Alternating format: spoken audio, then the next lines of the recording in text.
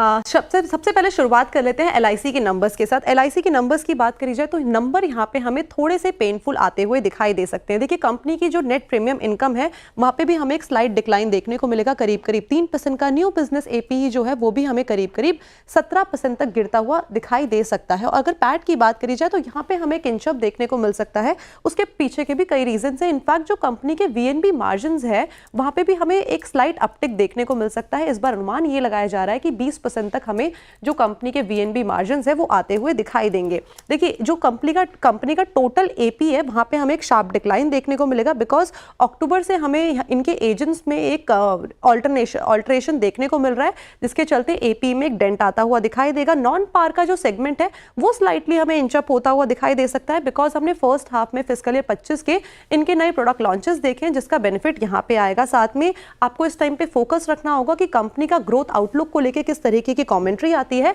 और health insurance sector में acquisition के ऊपर किस तरीके का अपडेट आता है। तो ये बात थी एलआईसी के नंबर्स की। नंबर्स हमें वीकर साइड में ही देखने को मिलेंगे।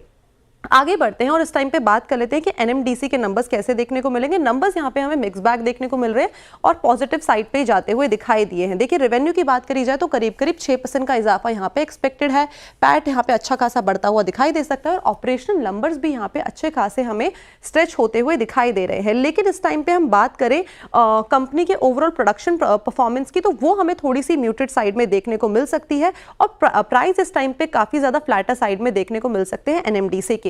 फोकस एरिया आपका क्या होगा उसके ऊपर बात कर लेते हैं। करंट कैपेसिटी को एक्सपेंशन को लेके किस तरीके का अपडेट आता है कंपनी की तरफ से, इसके ऊपर जो टाइमलाइन है उसके ऊपर कंपनी क्या कहती है। साथ ही साथ मैनेजमेंट की कमेंट्री की आती है कर्नाटका रॉयल्टी बिल को लेके और प्रोडक्शन के ऊपर ओवरऑल अपडेट क्या आता है। तो ये की फोकस एरिया होगा एनएमडीसी के लिए। लेकिन नंबर्स ओवरऑल समझे तो पॉजिटिव साइड में है। आगे बढ़ते हैं और इस टाइम पे बात करते हैं इन्फो एज यानी कि नौकरी के नंबर्स कैसे देखने को मिल सकते हैं। अगर इसके स्टैंड लोन नंबर्स की बात करी जाए तो नंबर्स हमें ठीक ठाक देखने को मिल रहे हैं। देखिए रेवेन्यू में करीब 16% का इजाफा देखने को मिल सकता है। पैट यहाँ पे हमें थोड़ा बहुत बढ़ता हुआ नजर आ सकता है। एबिटा और साथ में जो मार्जिन है वो भी यहाँ पे हमें हायर साइड में जाते हुए दिखाई दे रहे हैं। क्वार्टर ऑन क्वार्टर बेसिस की बात कर ली जाए या तो फिर आप वाई ऑन वाई बेसिस की बात कर लो तो नंबर्स कुछ इसी तरीके के हैं। साथ में जो इनका रिक्रूटमेंट का सेक्टर है वहां पे एक अच्छी ग्रोथ एक्सपेक्टेड है, बिकॉज जो इनका नॉन आईटी सेगमेंट है वहां पे एक अच्छी खासी ग्रोथ देखने को मिली है, जिसका पूरा का पूरा बेनिफिट यहाँ पे हमें आता हुआ दिखाई देगा। इस टाइम पे जो इनका आईटी सेक्टर है वो अच्छा खासा यहाँ पे हमें परफॉर्मेंस आता हुआ दिखाई दे सकता है। 99 एकर्स की बात कर ली जाए, जीवन साथी की बात कर ली जाए तो यहाँ पे अनुमान ये जताया जा रहा है कि हमें एक ब्रेक इवन भी देखने को मिले।